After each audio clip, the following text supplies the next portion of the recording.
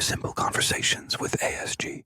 Yeah, there is like kind of like an old legend seems to be around Liverpool where people believe that John Lennon saw some kind of devil figure in Mossley Hill that said, "You've got this incredible talent and I can make you famous beyond your wildest dreams. I can make the whole world hear your talent, but you have to pay the price or something." And then obviously it seems to somehow collide with when the Beatles really took a big jump, so people just assume that's what it is. But you mentioned that he's not a big committer to things. How do you think then he committed so long to the Beatles?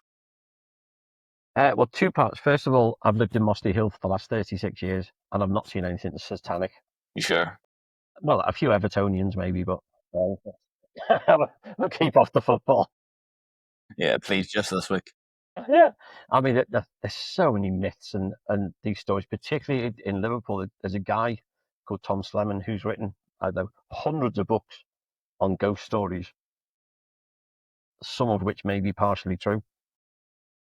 So I do know of that one story, and one of the weirdest ones was that he was playing cricket when he apparently has this encounter, and it would have been Calderstones Park, not far from here, just by his old school. John couldn't have played cricket. His eyesight was appalling. He couldn't see more than about 3 feet in front of him.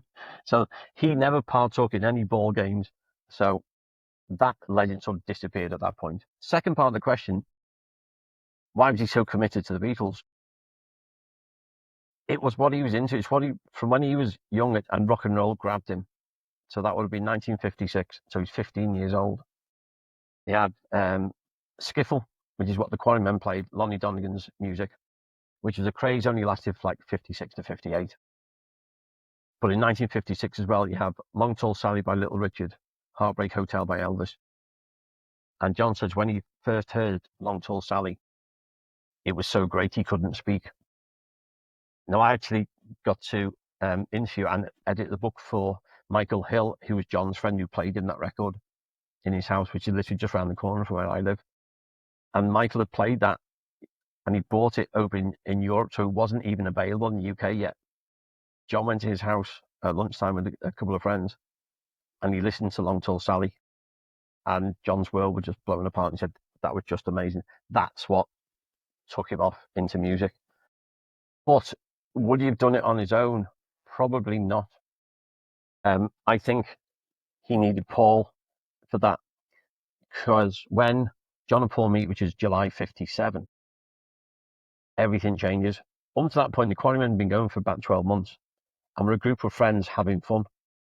When Paul joins, who was a better musician, John needed Paul in the group to make the group better and to achieve his goal of being an Elvis out on front of the stage, being there to impress the girls.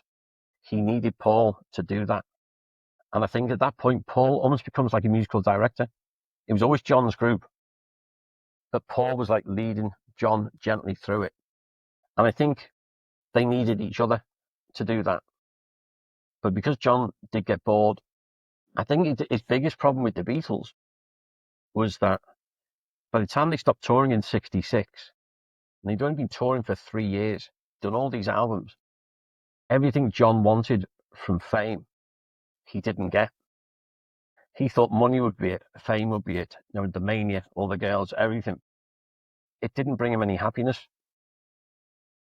Which I think it happens to a lot of musicians. By 66 and getting to 67, a lot of his initial dream was over. They got bored playing live. They'd had a great time in Liverpool, and particularly in Hamburg, where they played hours and hours picking all the music they wanted to. And suddenly then when they go on tour, they're playing like the same 10 songs for 30 minutes. And they were just bored.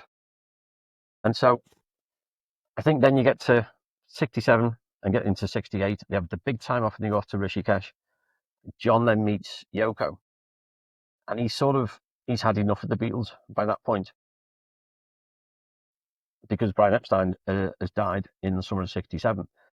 Also the one who keeps coming up with projects trying to keep the Beatles together.